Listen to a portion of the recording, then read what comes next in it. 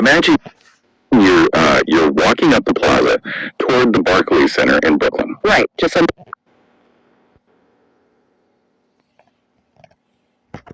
normal evening out. Exactly. It's a Tuesday night. Yeah. You've got a hot dog in one hand, you're wearing your favorite team's jersey, and you're really just trying to get inside to watch a basketball game. Yeah, you're not looking for trouble. Not at all. But suddenly, this man steps directly into your path, and he's flanked by several others, all wearing matching, militaristic uniforms and turbans. Right. He points a finger directly at your chest and tells you with absolute unwavering sincerity that because of your specific genetics, you are literally an ancient biblical demon. Which is just a wild thing to hear on a Tuesday. It's insane. He tells you that your ancestors stole his identity and that very soon he's going to enslave you. And while he's screaming all this into a megaphone, somebody else is standing like 3 feet away just filming your reaction. Yeah, getting it all on camera. Right? So welcome to this deep dive. Today we're taking on a mission to really unpack a dense, sobering stack of materials. We're looking at a highly detailed April 2026 monthly monitoring report, and we've also got several peer-reviewed academic and psychological analyses to go with it. It's a pretty heavy stack of reading, honestly. It really is, and all of it focuses on a specific, rapidly growing phenomenon, the surge in radical Hebrew Israelite, or HI, activity. And you really hit the nail on the head with that Barclays Center scenario because that's not some hypothetical thought experiment. That is a documented daily reality in major urban centers right now. Wow, really? Daily? Oh, absolutely. But, before we dive into the anatomy of how these groups actually operate, we need to establish the why. Like, why are we looking at this specific report today? I am so glad you brought that up because the context here is just critical. Right. So the report describes our current geopolitical and social climate as an anti-Semitism emergency across several Western nations. Which is a really strong phrase. It is, but we are living in an extremely tense historical moment. Societal fractures are widening. Trust in institutions is basically plummeting. Okay. Shalom, shalom. This is Kapari, a.k.a. Pops out Gym at Chicago, with a brief sit-down. Before I get started, though, like always, I want to send all praises, honor, and glory out to Yahweh, Bahashem, Yahweh Shai, Bahashem, Kakodash. To the apostles and elders of GMS out of New York and the elder bishops out of Connecticut, I want to send double honors because they do rule well. For the brethren around the world, push this truth uncut, unfiltered, giving you the good, the bad, and the ugly of the scriptures, correctly breaking down the prophecies and the interaction with the people on the planet. I send a hearty shalom. For the hopeful elect, I hope this is edifying. For the aquaf, the few and the true, that's listening, sincerity, and charity, keep doing so. But for the scorn and scoffer, reprobate two-third Israelites and the 17 other nations, who these two people that sound like talking would be the biblical Edomite of the scriptures. This message is obviously it's not for you, but it's absolutely is going to go against what it is that the narrative that you're trying to push here. So with that being said, let's start with the anti-Sem thing. Okay. First of all, they say anti-Semitic. How, when you have Semitic people, you have Semitic Edomites, Semitic Israelites, and Semitic Moabites and Ammonites and Ishmaelites to begin with. Okay, how can I say that? Because all those races of people go back to the bloodline of Shem. Okay, so it ain't Semitic, it's Shemitic.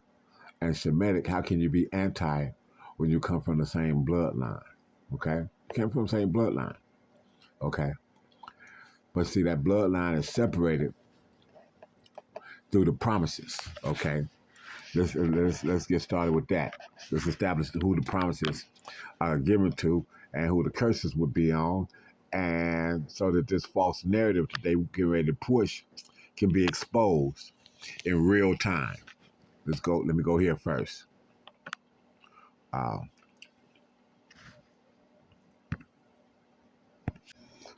Okay, we're here in Genesis 5. And okay, this is um, um,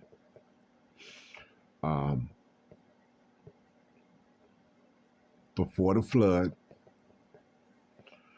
And we're looking at the bloodline of Noah. Okay. Noah was 500 years old, and Noah begat Shem, Ham, and Japheth. Shem, Ham, and Japheth. Out of Shem came eventually uh, uh, uh, um, Abraham, which Abraham begot Isaac and Jacob, which and Jacob, whose name was changed to Yasharallah, and his 12 sons. You can read uh, 49th chapter to be able to understand that of Genesis. Okay. Also, in the midst of that, uh, you've got um, um, when Isaac had, in the 25th chapter of Genesis, when Isaac and Rebekah had Esau and Jacob, which Jacob came out red all over like a hairy garment. Basically, he's not saying that he was hairy, he's saying that his skin was translucent. He didn't have no pigmentation. Because he had no pigmentation, the blood showed through his skin. The first clean leper, okay? He's up, but because he came from Isaac, that made him from the bloodline of Shem as well, okay? So these small hatters, as you want to call them, as they know in the world, the Amalekites, who they are, they come from that same bloodline. But the promises was given to Abraham, Isaac, and Jacob 12 sons. The promises wasn't given to Esau. Esau had a promise. Esau had a blessing. His blessing is the sword, and the biggest sword that's on the planet right now is that of the nuclear weapons, which the Germans and this, that, and other helped to build, starting with um, uh, and dropping the hydrogen bomb on Hiroshima and Nagasaki. Okay, biggest sword, and they just powerized that up to the level that you've got now, which is the nuclear fallout that's going to hit America. Okay, so let's get this whole narrative in place. I'm gonna give you a quick history lesson on this so you can understand who's who. Okay, the narrative is the fact that the basis of men is going to be in charge in the last days when the Lord sends his son Yahweh Shai, who the word English calls Jesus Christ, to the earth.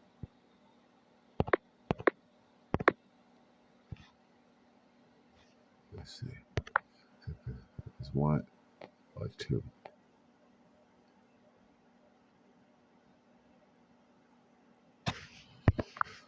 Daniel 4:17. This is by the decree of the watchers and the demand by the word of the holy ones, to the intent that the living may know that the Most High ruleth in the kingdom of men, and giveth it to whomsoever he will, and set it up over it the basis of men. The basis of men. Okay, the most unmoral, unethical, uncivilized male on the planet. But guess what? Job 9:24 also says,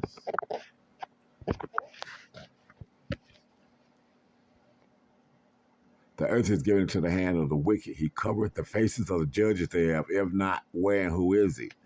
So he covereth the faces. So he covered the faces, so you don't know who the real judges are supposed to be. And then he decreed his judgment. Okay. And his judgment is wickedness. Okay. His judgment is wickedness. Let's pull that up.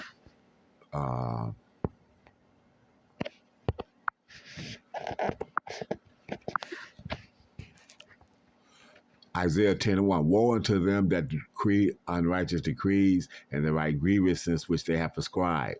Okay? They write unrighteous decrees. Okay?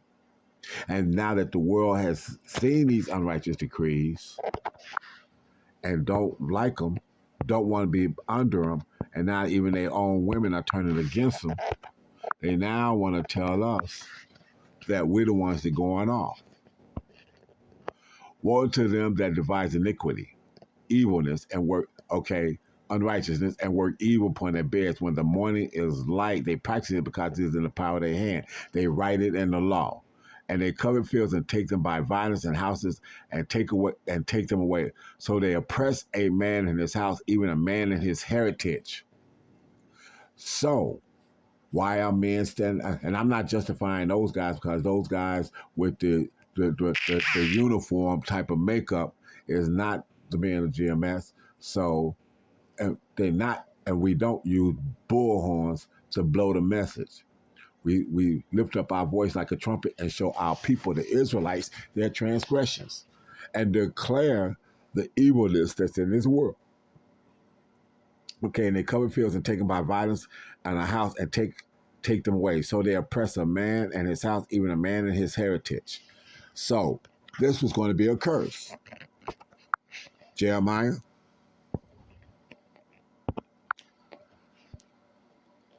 7:4.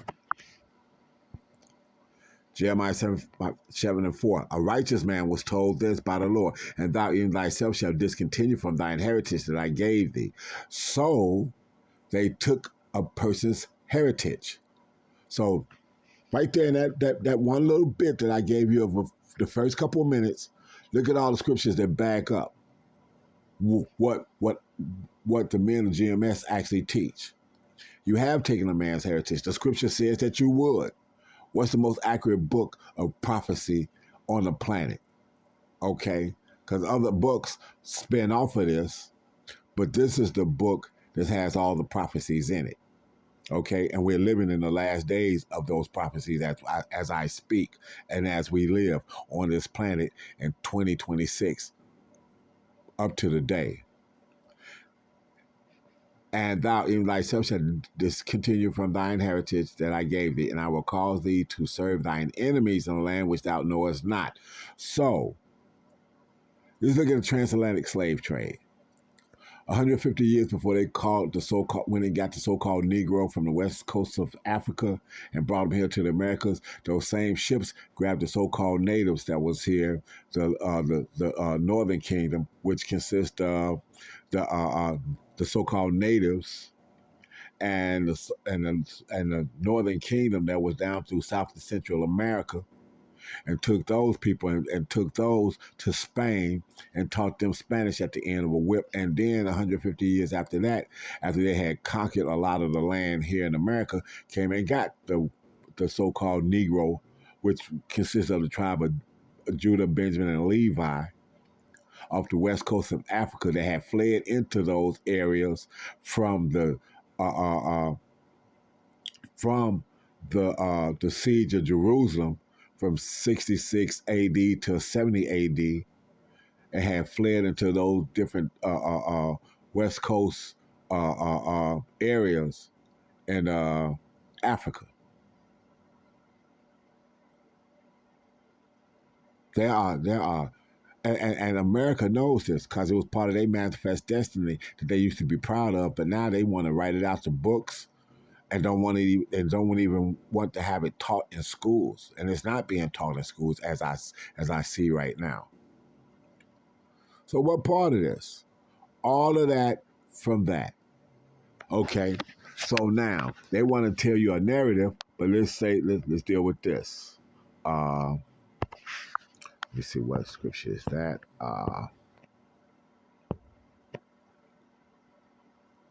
This is John 8 and 44. John 8 and 44. It says, "Ye are of your father the devil, and the lust of your father ye will do. He was a murderer from the beginning, and abode not in the truth, because there is no truth in him." So if you go and you read that Genesis 25, you'll see that Esau gave up his birthright, but then he lied and said that Jacob had tricked him out of it when he didn't. You had already gave it up. So he lied to his father Isaac. And if you can receive it, who was Yahweh Shina in one of his lifetimes, and said that his brother had stole the birthright when he had actually sold it to him for raw meat, basically. And who eats their steaks raw and like and be on here on YouTube talking about eating raw hearts and eating raw meat and this, that, and the other. Who does that? Okay. So you have your father the devil, the lust of your father you will do. He was a murderer from the beginning and bold not in the truth, because there is no truth in him. When he speaketh a lie, he speaketh of his own, for he's a liar and the father of it. Okay? What is this Edomite known for? For the natives. In they old Western movies. White man speaking with forked tongue. I know you heard that saying before. So now they want to get, so these people here want to get here. I'm not going to spend a whole lot of time with them. They want to get here and change the narrative, and then want everybody to go with it. We will discontinue from our heritage the curses of Deuteronomy, the 28th chapter, from the 15th verse to the 68th verse, fit the Israelites. Okay, they're not anti anything. They go back to the line of Shem. Okay. And they stand up pursuant to wisdom of Solomon. Hold on. They stand up. So we stand up in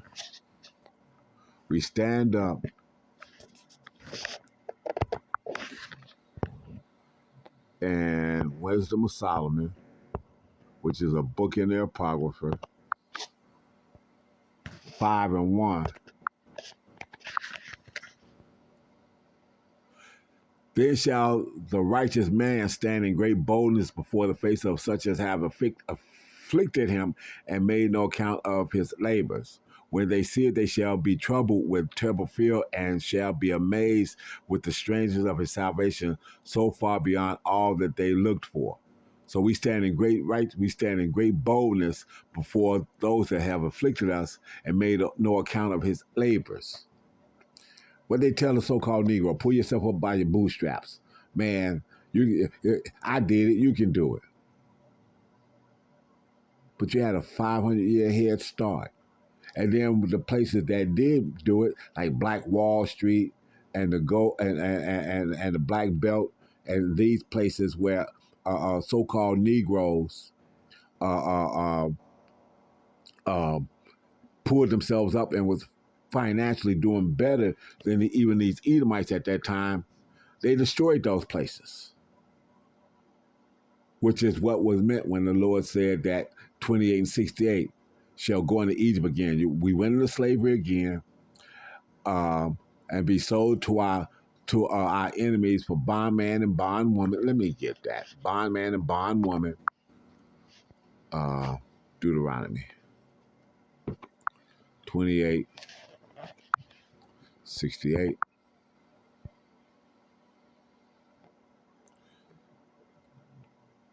By the way of I spake thee, thou shalt see it no more again. What was we not going to see again? Jerusalem. And there ye shall be sold to your enemies for bondmen and bondwomen, and no man shall buy you. Look up that word buy in the interlinear is redeemed. Nobody's pulled us out of slavery. So there's a lot of hell that this Edomite has got to pay, because guess what the scripture also says? Exodus 21, 16. And he that stealeth a man, so the so-called white, which is the Edomite, the so-called Arab, which is Ishmael, and the so-called African, which was Ham or the Canaanites or whatever group of Africans you want to lump in there, they stole a man and sold him to this Edomite here in America. Or if he be found in his hand and we still here, he shall surely be put to death. So yeah, they still stand out there and declare that you did this and you're going to die for it. All this is in the scriptures. I don't see no lies because the scripture is the inspired word of the Lord. That's why they go outlaw this book. So when you watch this book, what they built, so-called built America on, get outlawed in this country, don't say shit. Understand you've been hoodwinked and bamboozled, and now you're being bent over with no Vaseline. And that's the end of it. I'm not gonna go far. This is 20 minutes. I done bust a bunch of scriptures, and I didn't even get to go into the whole 7 minutes of the video that I saw the first time around before I did that, before I even went here. Look, I got 2 minutes into this thing. So now, all this shit she talking about, plummeting. And what we're seeing is that extremist fringe groups are highly, highly opportunistic. They see a crack and they just wedge themselves in. we didn't see a crack. It says, how is Esau thing searched out? Let me get that. How is Esau thing searched out? We didn't see a crack. The crack was already there. The Lord already put it there. We just knew where to look to find the crack. We just knew how to break the crack down. It wasn't a crack. It was already predestined that it was going to do that. So when we go to Obadiah, it says,